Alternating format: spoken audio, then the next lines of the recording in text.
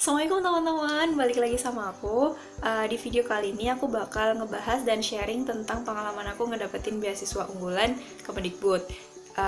Selain itu bakal ngebahas juga tentang tata cara pendaftarannya, terus tips and tricks biar kalian bisa dapat juga beasiswa unggulan Kemendikbud ini. Oke, pertama kita kenalan dulu ya. Namaku Inggrita Putri Kusumawardhani, bisa dipanggil Inggrita. Aku mahasiswa S1 Teknik Sistem dan Industri Institut Teknologi 10 November.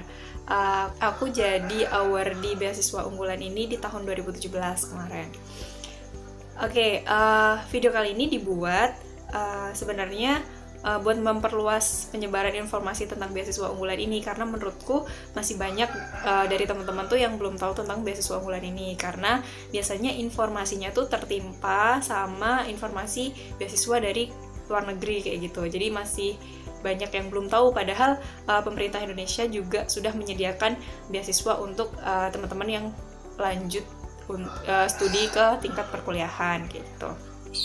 Nah, di sisi lain banyak juga dari teman-teman, beberapa teman-teman yang nge-DM aku atau menghubungi aku tentang beasiswa unggulan, itu tuh kalian udah tahu informasi beasiswa unggulan tuh apa. Cuman kalian masih tetap bingung step selanjutnya yang harus kalian lakukan tuh kayak gimana buat bisa ngedapetin si beasiswa unggulan ini.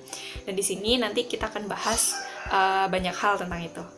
Semoga pengalaman yang aku ceritakan juga bermanfaat buat teman-teman, terutama adik-adik SMA yang ingin melanjutkan studi ke jenjang perkuliahan. Oke, langsung aja. Yang pertama, tentang beasiswa unggulan itu sendiri. Beasiswa unggulan itu apa sih? Nah, beasiswa unggulan itu adalah beasiswa yang disediakan oleh pemerintah Indonesia. Lebih tepatnya adalah Kementerian Pendidikan dan Kebudayaan. Jenisnya itu ada 3, teman-teman. Nah, yang pertama itu ada beasiswa masyarakat berprestasi, yang kedua itu ada beasiswa unggulan 3T, dan yang ketiga ada beasiswa pegawai Kemendikbud. Nah, yang akan kita bahas di sini adalah yang beasiswa yang pertama kali, yaitu beasiswa masyarakat berprestasi. Nah, beasiswa masyarakat berprestasi ini adalah beasiswa yang dikhususkan untuk mahasiswa S1, S2, dan S3. Nah, yang perlu diketahui teman-teman, dari Kementerian Pendidikan dan Kebudayaan itu sendiri memberikan beasiswa ini dengan tujuan untuk mendukung upaya peningkatan kualitas sumber daya manusia Indonesia. Nah, oleh karena itu mereka menunjang beberapa bidang yang mereka anggap relevan untuk mendukung kemajuan pendidikan dan kebudayaan di Indonesia itu dengan cara memberikan si beasiswa unggulan ini. Nah, terus kita boleh daftar. Kalau kita gimana sih Kak? Kalau kita memenuhi prasyarat apa sih Kak? Nah, karena pengalaman aku adalah menjadi awardee beasiswa unggulan Kemendikbud yang S1, maka kita akan lebih ngebahas yang ke prasyarat S1 ya. Oke, jadi untuk pendaftar beasiswa masyarakat berprestasi S1 ini, dia dibagi menjadi 2 kategori, yaitu mahasiswa baru atau mahasiswa ongoing. Nah, kalau berdasarkan pengalaman aku sendiri, aku dulu mendaftar beasiswa ini waktu aku setelah lulus SMA, tapi udah dapat pengumuman diterima di perguruan tinggi. Nah, jadi dari 2 kategori tersebut kalian harus memenuhi masing-masing prasyarat di kategorinya. Nah, kalian boleh daftar beasiswa unggulan kalau kalian mahasiswa baru dengan memenuhi syarat berikut. Kalau kalian sudah mahasiswa ongoing, maka kalian harus memenuhi syarat berikut. Nah, dari situ syaratnya sebenarnya simple, tapi setelah itu kalian harus mengisi dan melengkapi beberapa berkas yang diminta oleh pihak beasiswa unggulan itu sendiri. Berkasnya dan persyaratannya apa aja sih Kak? Nah, untuk kalian bisa lihat tentang informasi beasiswa unggulan Kemendikbud ini, kalian bisa langsung aja klik di website resmi beasiswa unggulan Kemendikbud, yaitu di link di bawah ini. Nanti akan aku tulis juga di description box. Kalian bisa klik langsung dan silahkan dilihat juga di situ ada banyak frequently asked questions-nya yang bisa kalian baca-baca tentang pertanyaan-pertanyaan buat menggali informasi lebih dalam tentang beasiswa ini. Oke, langsung aja ke persyaratan umumnya ya yang dibutuhkan untuk mendaftar beasiswa unggulan ini. Yang pertama, kalian harus memiliki kartu tanda penduduk. Apabila umur kalian belum cukup, biasanya kan 17 tahun ya dapatnya. Nah, kalau kalian memang sudah ke jenjang kuliah tapi umurnya masih muda, itu kalian bisa menggunakan surat keterangan yang bisa merepresentasikan seperti kartu tanda penduduk, intinya seperti itu. Mungkin bisa digantikan dengan kakak, atau kalian bisa konfirmasi dulu ke email beasiswa unggulan. Nanti akan aku tulis juga di description box. Oke. Terus yang kedua itu kalian harus punya kartu tanda mahasiswa. Ini dikhususkan bagi mahasiswa yang ongoing. Yang ketiga itu kalian harus melampirkan LOE atau surat keterangan mahasiswa aktif. Jadi kalau LOE-nya itu bisa digantikan dengan surat tanda diterima di perguruan tinggi bagi mahasiswa baru. Kalau bagi mahasiswa ongoing kalian harus menggantikannya dengan surat tanda aktif kuliah atau surat sebagai mahasiswa aktif kayak gitu. Terus yang keempat, kalian bagi mahasiswa ongoing harus menyertakan kartu hasil studinya. Jadi kartu hasil studi semester kalian itu harus dicantumkan. Lalu yang kelima, kalian harus melampirkan ijazah dan juga transkrip nilai terakhir. Jadi kalau kalian mahasiswa ongoing itu melampirkan transkrip, kalau kalian mahasiswa baru nanti akan melampirkan semacam nilai UN atau SKHUN seperti itu. Terus yang berikutnya itu ada sertifikat TOEFL. Nah, buat sertifikatnya itu kalian bisa ngelampirin sertifikat TOEFL, IELTS atau semacamnya, tapi ini opsional, jadi kalian boleh mengisi, boleh tidak. Tapi kalau kalian bisa mengisi itu, kalian tentu bakal dapat nilai plus gitu. Terus lanjut ke persyaratan berikutnya. Persyaratan berikutnya itu ada proposal rencana studi. Jadi bagi kalian yang udah ongoing maupun mahasiswa baru, kalian tuh harus membuat sebuah proposal rencana studi. Jadi kayak isi-isinya itu tentang rencana kalian selama menjalani perkuliahan itu mau ngapain aja, terus kalian mau ikut organisasi apa aja, sekaligus kalian mau mendalami keilmuan atau bidang apa, dan juga di situ nanti kalian akan sedikit menjelaskan tentang rencana tugas akhir kalian. Nah, di proposal ini kalian juga mencantumkan tentang rencana-rencana spesifik yang berhubungan dengan biaya kuliah, biaya sehari-hari, biaya buku, dan lain-lain seperti itu. Nanti dicantumkan di proposal tersebut. Nah,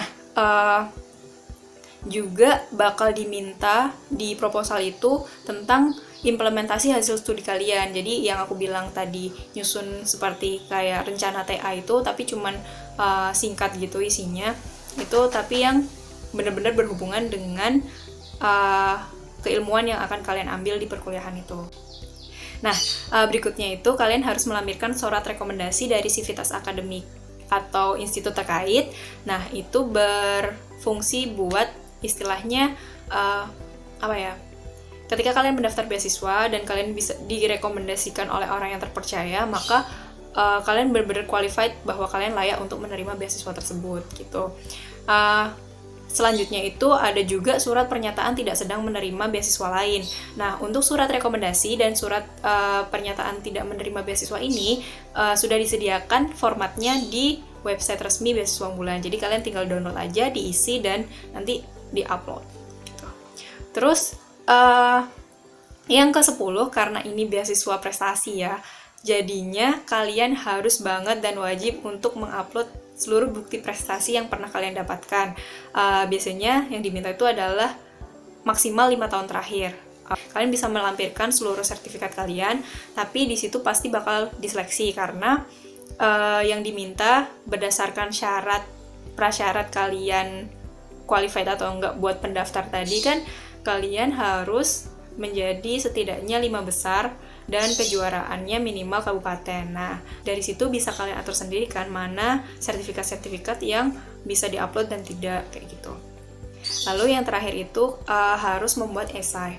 Esai ini dibuat dengan bahasa Indonesia dengan judul Aku Generasi Unggul Kebanggaan Bangsa Indonesia. Nah, esai ini ditulis sebanyak 3-5 halaman.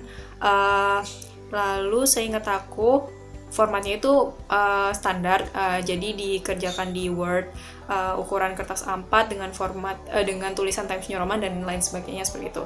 Aturan pastinya bisa kalian lihat di website resminya. Oke. Nah, dari sini menurut aku dari persyaratan-persyaratan umum tadi yang bisa aku highlight dan menurutku sangat penting ada 3 hal, teman-teman. Karena itu yang paling membutuhkan effort buat kalian daftar gitu. Kalau dari segi nilai atau ijazah dan lain-lain itu kan sudah kalian perjuangkan sebelumnya. Jadi tinggal nge-submit hasilnya seperti itu. Jadi kebanyakan teman-teman tuh pasti agak males gitu kalau buat bikin esai sama proposal, karena menurut aku itu yang emang perlu dikerjakan banget ketika kalian mau daftar si beasiswa unggulan ini. Sebenarnya itu tuh gampang gitu kalau asalkan kita mau ngerjain, cuman memang kadang mager kan. Nah, si proposal ini sebaiknya dicicil, terus kalian ngasih format atau pakai framework yang bagus dalam penyusunan proposalnya. Jadi semakin rapi, semakin jelas kontennya, itu mungkin akan juga memudahkan dari pihak selektor beasiswanya itu buat melihat kalian ini rencana studinya seperti apa. Nah, yang kedua itu tentang esai tadi. Yang esai ini kalau bisa, ini sekalian tips and tricks ya. Kalau bisa dari aku itu ngasih tips, kalian bener-bener di situ menjelaskan tentang kalian itu seperti apa. Boleh dari segi sisi internal diri kalian maupun cara kalian menghadapi faktor-faktor eksternal yang berpengaruh terhadap kehidupan kalian. Lalu jangan lupa juga menyertakan tentang prestasi-prestasi yang pernah kalian dapatkan dan cara-cara kalian dalam mendapatkan prestasi tersebut. Itu penting banget. Lalu kalian sebagai generasi unggulan Indonesia itu bisa apa sih di kedepannya nanti, di masa depan nanti kalian akan berbuat apa, itu kalian tuangkan bener-bener di esai tersebut. Jadi esai itu seolah-olah sebagai perwakilan kalian sebelum kalian nanti ketemu dengan pihak selektornya. Jadi kalau bisa bener-bener dibuat dengan sejujur dan seapa adanya seperti apa yang udah kalian dapatkan selama ini. Poin terpenting yang ketiga adalah sertifikat prestasi. Nah, sertifikat prestasi ini penting banget sih. Jadi, nanti upload aja semua sertifikat prestasi yang menurut kalian udah qualified berdasarkan syarat yang pertama tadi, langsung di-upload semuanya. Nah, ngomongin tentang upload dari tadi, uploadnya kemana sih gitu? Atau kirim email? Enggak. Jadi, ketika kalian mendaftar beasiswa unggulan ini, kalian itu bisa registrasi di website resminya. Nah, di situ kalian kalau ingin menjadi pendaftar, kalian harus membuat satu akun untuk kalian. Nah, kalian itu bisa klik di bagian tombol daftar online dan di situ nanti akan mendapatkan tampilan page website untuk memasukkan email dan juga verifikasinya. Jadi setelah kalian memasukkan email, password, dan nanti kalian verifikasi melalui email yang udah kalian masukkan itu, kalian bisa dapat satu akun. Nah, karena akun aku udah ada isinya, jadi nanti tampilannya bakal seperti ini. Jadi akan ada beberapa data yang diminta, seperti data diri, pendidikan terakhir, kemampuan bahasa, terus prestasi yang kalian dapetin, terus tentang orang tua wali kalian juga. Lalu nanti akan juga mengisi tentang pengalaman kerja atau pengalaman organisasi, terus juga program beasiswa yang kalian ikuti. Jadi semua berkas-berkas yang aku sebutin tadi sebenarnya itu akan diupload di akun tersebut. Jadi akunnya udah spesifik buat satu orang kayak gitu. Nah, nanti kalian harus aware terhadap pengumuman yang ada di website itu. Jadi kalian pantengin kapan sih periode pendaftarannya kayak gitu. Biasanya tiap tahun sih beda-beda karena pengambilan award di beasiswa ini juga terkadang beda. Ada yang hanya 2 batch, ada yang sampai 3 batch kayak gitu. Nah, terus kebanyakan juga dari teman-teman yang tanya ke aku itu masih pada insecure karena mungkin prestasinya belum mencukupi atau yang lain-lain. Gimana sih cara mengatasi itu, Kak? Nah, tadi kan menurutku ada 3 poin penting yang emang dia itu menempati porsi terbesar dalam penilaian ini. Oke, jadi menurut aku kalian perbagus di bagian esai dan juga proposal kalian. Nah, tapi bukan menjadi sebuah hambatan sih, karena menurut aku setiap orang tuh pasti ada rezekinya, tapi Tuhan juga nggak bakal mengubah nasib hambanya kan tanpa kita mau berusaha untuk mengubahnya.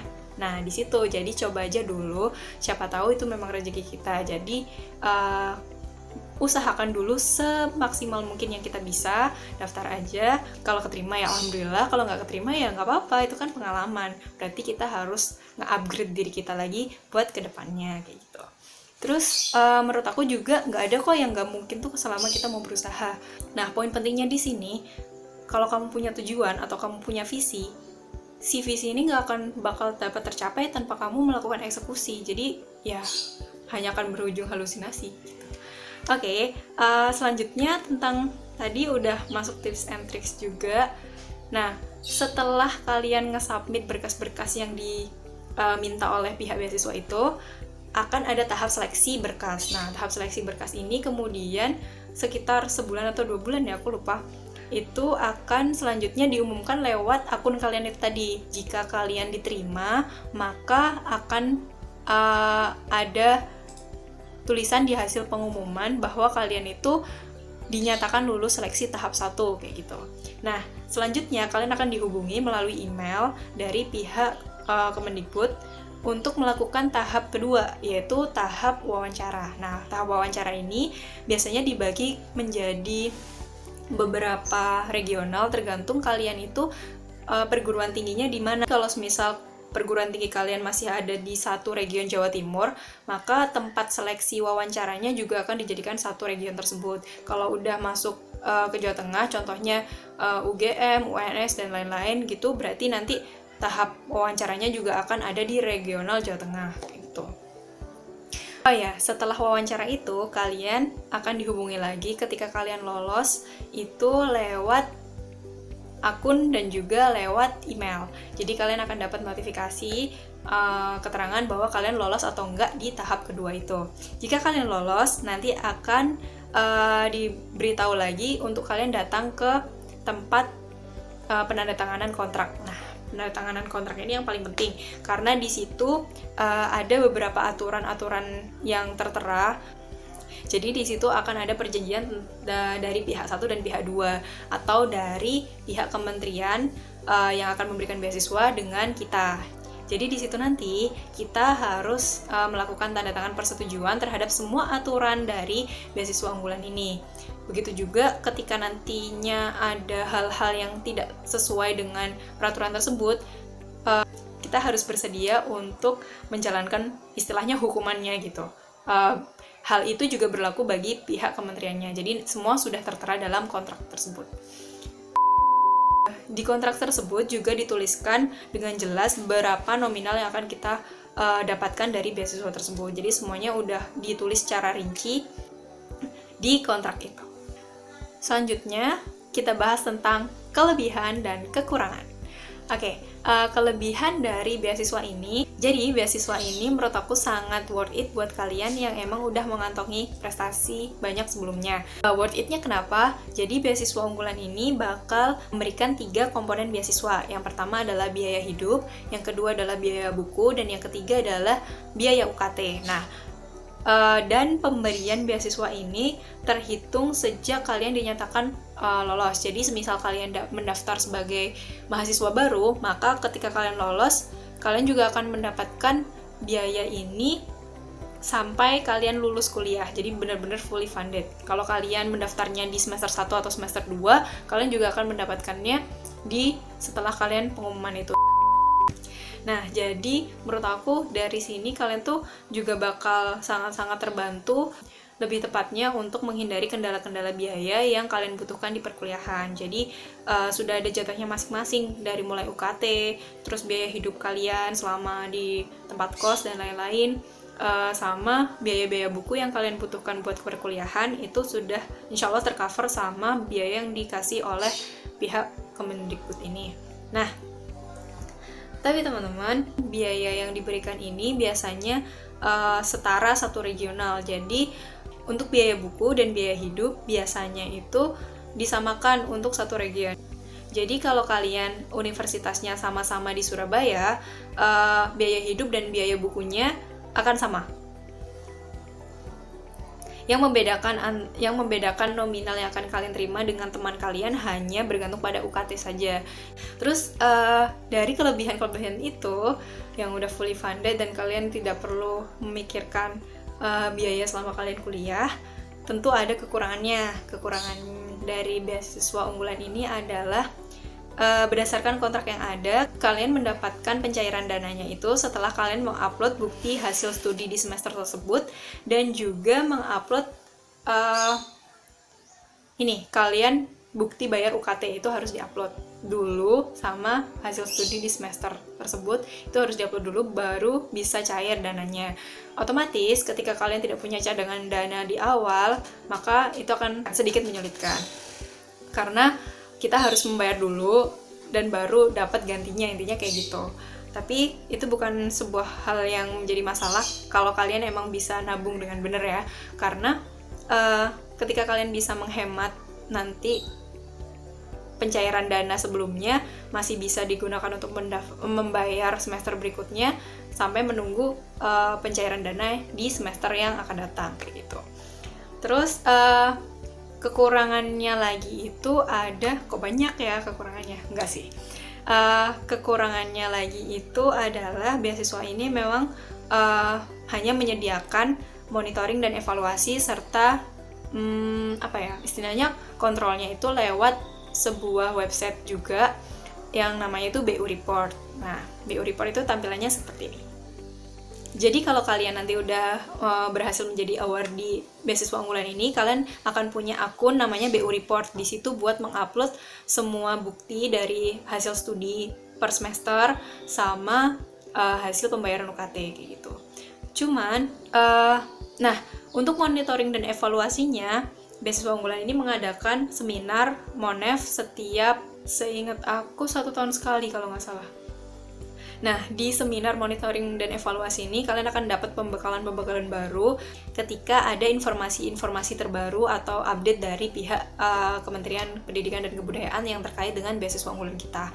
Nah, di situ kita juga bakal dapat pembekalan tentang gimana sih seharusnya kita bersikap sebagai awardee beasiswa unggulan ini, kayak gitu-gitu.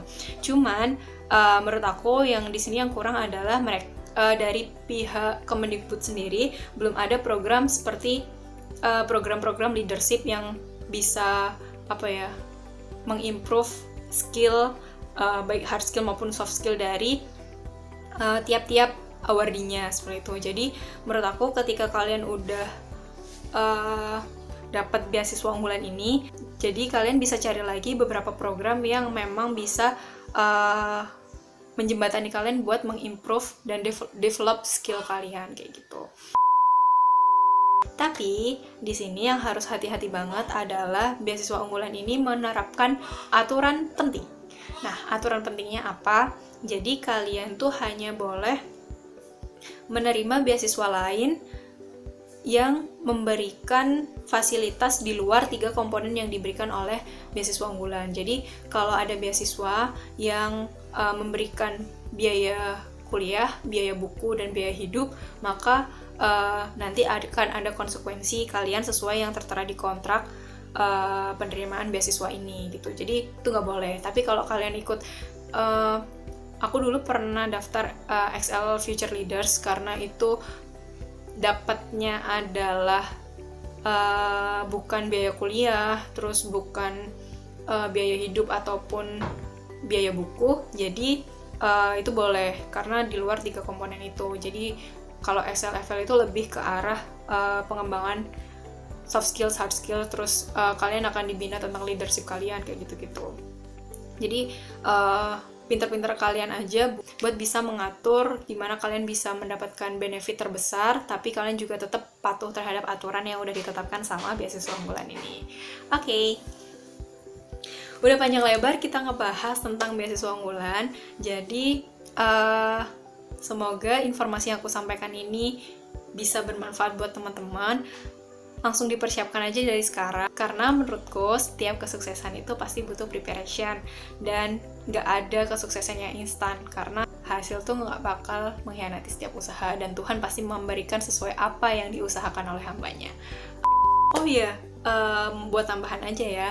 Jadi kalau kalian udah nonton video ini, semoga kalian bisa sharing ke teman-teman kalian juga yang berminat untuk mendaftar beasiswa ini. Kalian bisa share, terus kalau kalian mau intip berkas-berkas aku, proposal, esai, dan lain-lain, kalian bisa lihat juga di link ini. Nah, nanti aku akan pasang di description box juga. Kalian bisa klik di situ. Di link tersebut ada beberapa berkas, yaitu seperti proposal, esai, terus juga berkas-berkas yang lainnya yang digunakan buat mendaftar ke beasiswa unggulan. Bisa kalian lihat buat referensi. Tapi ingat ya, nggak boleh plagiarisme. Jadi buat referensi dan motivasi kalian aja. Terus di situ nggak cuma ada berkas aku aja, tapi ada berkas teman-teman aku juga. Dimana dulu pas aku daftar itu sebenarnya ada 3 pendaftar yang lain. Jadi informasi tentang beasiswa unggulan ini aku dapat dari temen aku. Makasih banget Arif Samudia.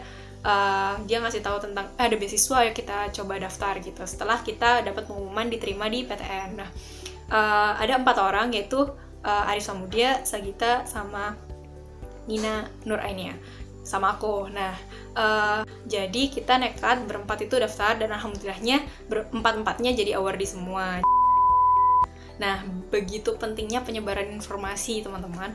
Jadi kalau kalian udah nonton video ini, kalian mohon share ke teman-teman kalian atau adik-adik kalian yang masih SMA dan lanjut ke jenjang perkuliahan. Semoga video ini membantu, dan nanti kalau kalian mau tanya-tanya lebih lanjut, bisa menghubungi aku langsung di kontak aku. Terakhir, aku mau nyampein sesuatu tentang beasiswa unggulan ini. Menurut aku, beasiswa unggulan ini sangat membantu selama berjalannya studiku di perguruan tinggi. Nah, tapi yang perlu kita ingat ketika kita sudah menjadi awardee beasiswa unggulan ini, kita tuh tetap harus hati-hati. Karena apa? Semua yang kita dapetin itu juga berasal dari uang rakyat. Maka dari itu, manfaatkan sebaik mungkin. Jangan dibuat untuk hal-hal yang memang tidak sesuai dengan porsinya. Dimana kita mendapat beasiswa itu, kita mendapat kemudahan dan kita dibantu oleh pemerintah, yang mana itu juga berarti bahwa ada amanah di pundak kita yang harus kita jalankan dan harus kita laksanakan dengan baik. Untuk itu, saran aku buat awardee-awardee semua dan calon-calon awardee yang akan datang, ayo kita pertahankan semangat kita untuk tetap bisa produktif dan menghasilkan karya-karya terbaik yang bisa mengharumkan nama Indonesia. Jadi semangat buat kalian semua buat tetap berkarya, menginspirasi, share positivity, dan tetap bermanfaat buat orang lain. Dadah, assalamualaikum.